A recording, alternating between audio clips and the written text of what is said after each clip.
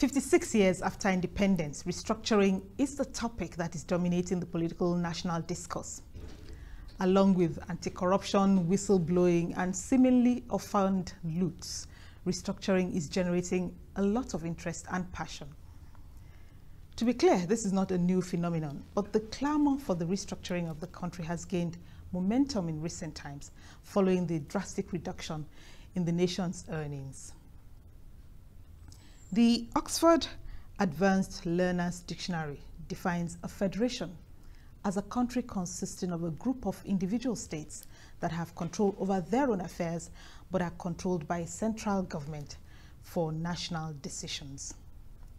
Federalism is a form of government in which there is division of powers between two levels of government of equal status.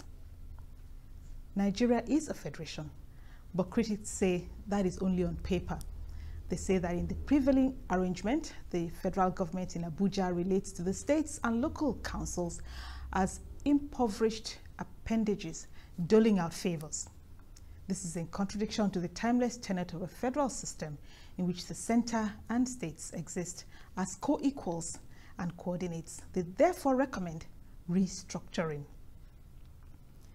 A layman's definition of restructuring is bringing about a drastic or fundamental internal change that alters the relationship between different components or elements of an organization or system.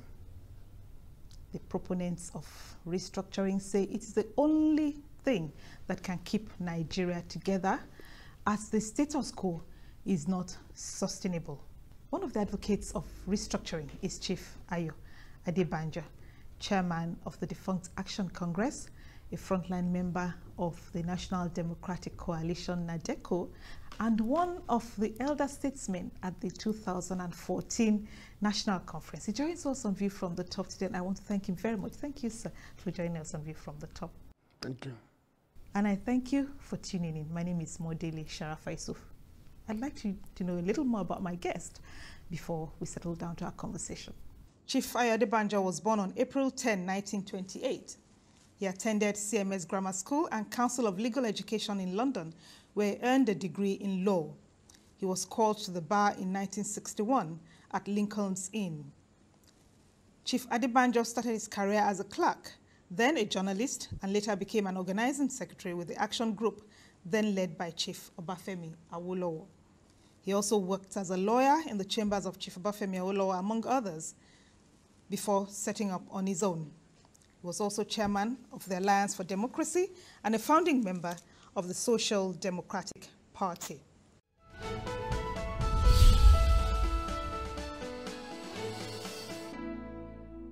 I've heard you say that the political structure of Nigeria is wrong, that the economic structure is wrong.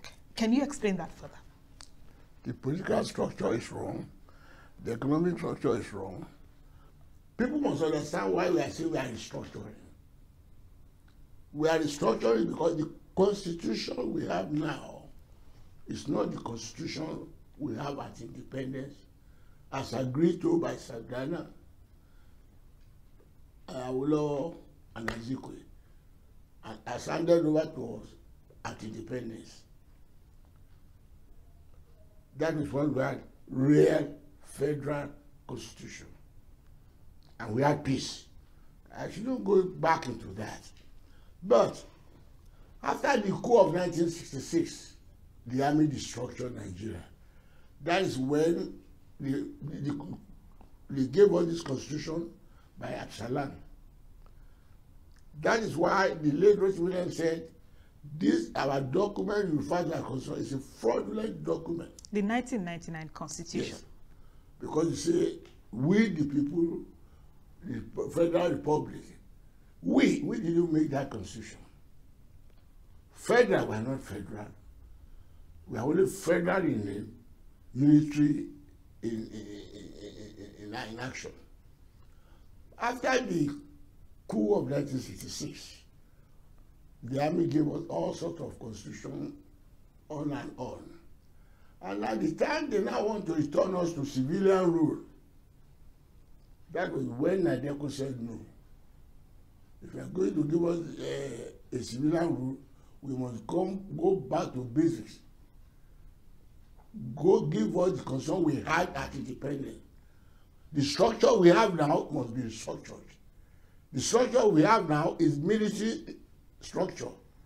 We must restructure it to keep in line with federal constitution. That is what it means. So the structure of the country is responsible for our political and social problems. That's what you say. Of course, because it is a problem because all the complaints we are having now, be it Boko Haram, be it Adebanjo, be it Federal for Restructuring, it is because the constitution as we have read now is most unfavorable to the South. By the time the army made the constitution, they made it in a way that's more favorable to them. For instance, the creation of local government under this constitution is not based on any principle. The generals at that time, every general wanted the local government in his village. That's why you have so many local government in the north. I give you an example. Lagos and Kano have almost identical population at that time. But the military, in their own discretion now, created another state, Jigawa out of Kano, and created local government to about 74 or 70 something. Lagos still has 20 local government. That is not the cheat. The banter there is they now say our revenue will now be based on the number of local government that we have. You can see the fraud have been issued. How the South and Lagos and everybody has been disadvantaged from the world group. And then they say we are keeping to the constitution. All that we are under the military. Then we say, now, if you are going back to civilian rule, let's go back to civilian rule as we had it at independence. And this point must be made, particularly to our northern brothers. They cannot be more northern than Southern. The constitution we are asking to go back to is the constitution agreed to by Balewa, by Southern, Awolowo, and Azikwe. Those are the founding fathers. And that arose as a result of a lot of crises, which I don't want to go into. But there was crisis as a result of the more or less unity form of government that the Mafasi Constitution gave us. There was a constitutional crisis in 1954 that led to the Constitutional Conference of 1954 in London. As a result of that constitution, now we had a really federal constitution that created premiership in the states and divided. There was the dissolution of powers from the center to the state. We don't have concentration of powers as we have it now. And that was the condition that was agreed to stay in Nigeria. Because after the Constitutional Conference of 1953, following the self-government motion moved by Tunde Nauro, Sadana said, no way, I'm not going to be in Nigeria. That was how he introduced 9-point program. Let my brothers from the north go and look into history. But it was not persuaded him because he didn't like the unity form of government. I won't be in Nigeria, so go away. The Shadow said, no, we can be together under a constitution that will allow each state, each region, each ethnic nationality to develop at its own space. And that was known as federalism. You know, even the advocates of restructuring say that the sovereignty of Nigeria is not negotiable. We want to remain one country. But when we Who said the sovereignty is not negotiable? There's nothing more negotiable than the sovereignty of Nigeria. You know, but when we start talking about restructuring... The question of unity, sovereignty is all right, but the question of unity is very much negotiable. You know, because the reason I ask that is when we start talking about restructuring, are you not afraid that we might be opening the proverbial Pandora's box? What is it? Who knows where this might lead? Why are you using it? My dear, that's why I use the word restructuring is not a strange word. To simplify it, I said our people should carry their mind back to the constitution and independence, no more, no less. There's nothing strange in what we are saying in restructuring because when you restructure to that stage, that's what we're asking for. Let's go back to the constitution we had at independence. So what would be the difference between what is in that constitution that we now want to go back to and the current one? The fact, what exactly would the fiscal federalism and... Beautiful. There is so much power in the center now. The question of police, the question of local government. The local government now is under the federal government giving them allocation direct. That is not allowed under the federal constitution. The local government will be under the state government, under the regional government. The governors you have in your state now, you only refer to them in theory as chief of security. They have no control over the security element. That's why I say a lot of people are opposed to, particularly from the north. I believe they don't understand what they are opposed to.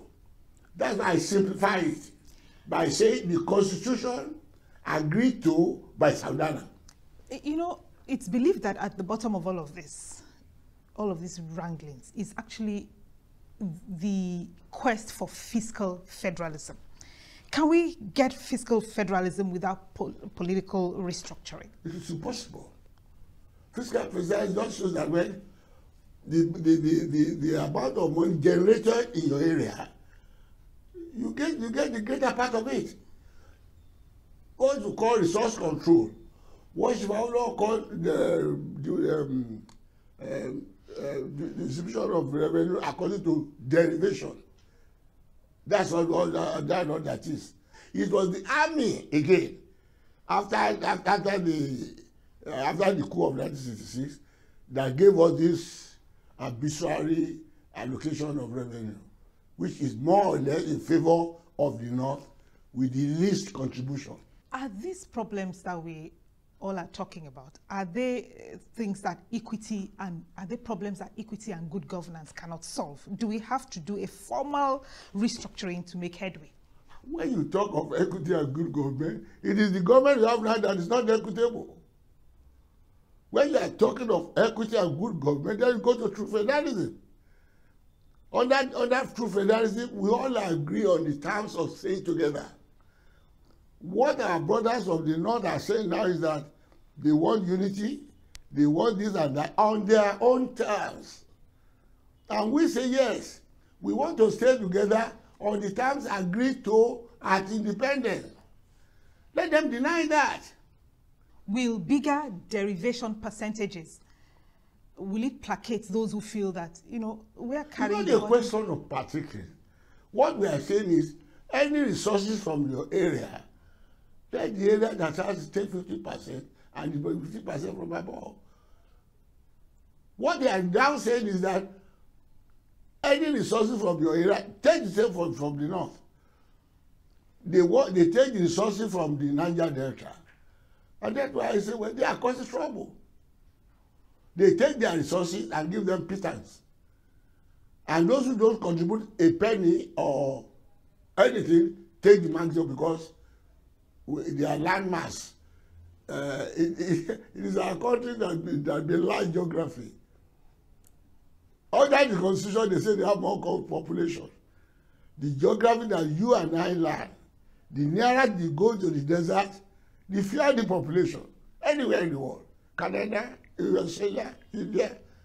It is only in Nigeria that the further you go to the desert, arid area, the more population you have. That is one problem. Another problem is the question of the police.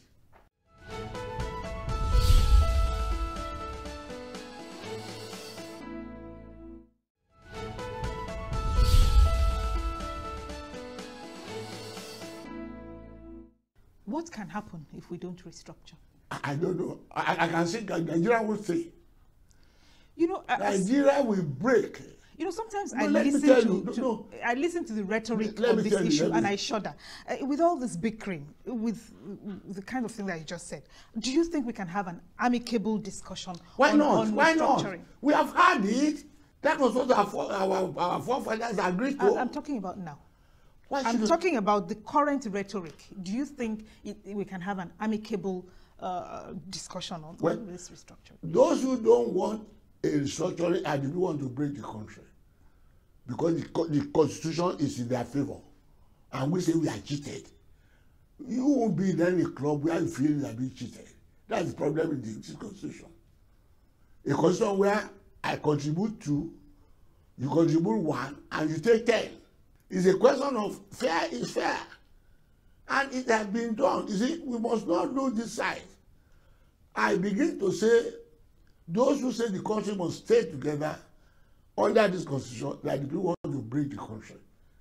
Because they know some people are being cheated. That is why the Avengers are shouting. That is why the Boko Haram are shouting.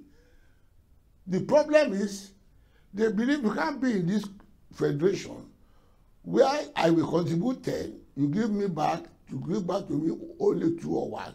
You contribute 1 and you take 20. You see, when you talk about the problem arising, I have always defended the Biafra people and the Avengers. If they say they want to break, they're not the people who want to break. We should ask them, why do you want to break? If we really love, if we are sincere, I often say if we are sincere about keeping the country together, what is wrong if I say, well, let's sit together. What's your problem? Why are you complaining? Why do you want to break? So when it is because the terms under which we agreed to stay together is the term we had under before by the time we have our independence.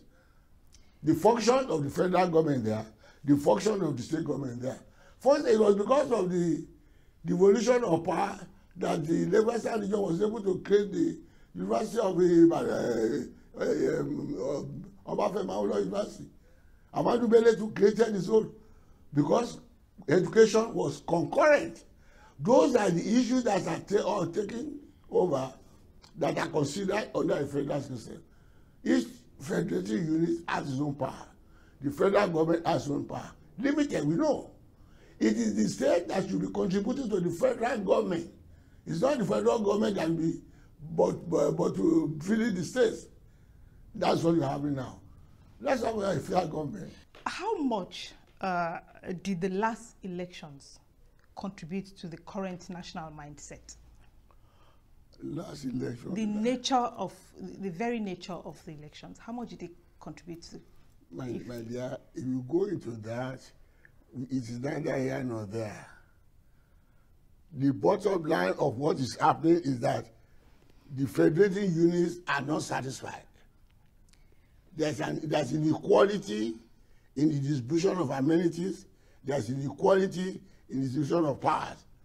All everybody is saying is that let us rule as the regional autonomy, the autonomy of the federating units. That's all. By the time you do restructuring and you have devolution of powers, there will be very little power to be fighting for, and there will be very little money to steal in the center. It was Nadeco that stamped the idea of the Sovereign National Conference on popular consciousness. The SNC was code name really for radical restructuring of Nigeria's federation. The 2014 National Conference was the 17th to be held in Nigeria since the amalgamation. Should that have been a Sovereign National Conference instead of the so-called National Conference? Thank you very much.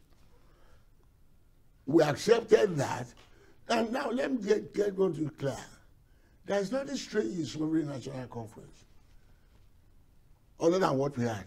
The only difference when we said it should be sovereign, I did explain it even before when the Adebanjo said, no, nobody, I can't submit my sovereignty to anything. No, nobody's talking about sovereignty. Sovereignty of that constitution is that by the time we decide, we make a decision, as we did in 2014, the federal government has no reason to amend or add or subtract, as Adebanjo did during the 1978 conference. That conference should be sovereign. Whatever we decide there should only go for referendum. That's just the meaning. There's nothing strange about it. Before we leave the issue of the National Conference, we talked about the National Conference a while ago. The Northern Delegates Forum recently said that the North was not given fair representation in the national conference.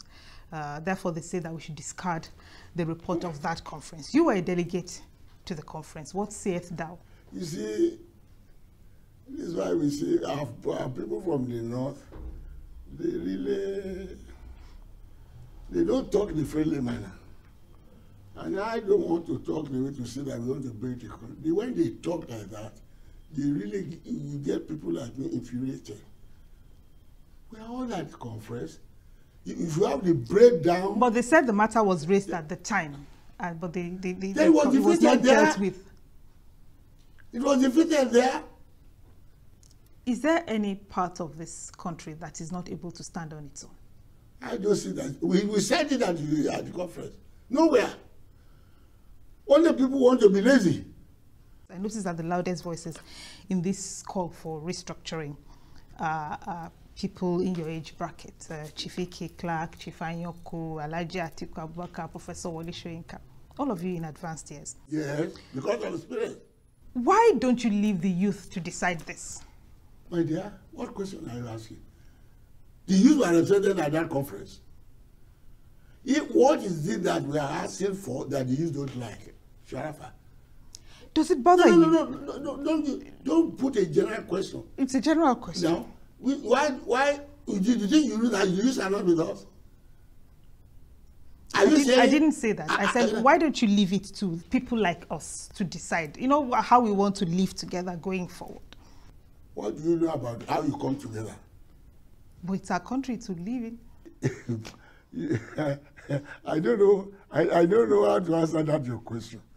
Are you saying what we are advocating for, the youth don't like it? I didn't say that. No, I'm just saying, could you leave it to us? You know, I'm asking this question. No, because I'm asking this question. Yeah. Let me use this analogy.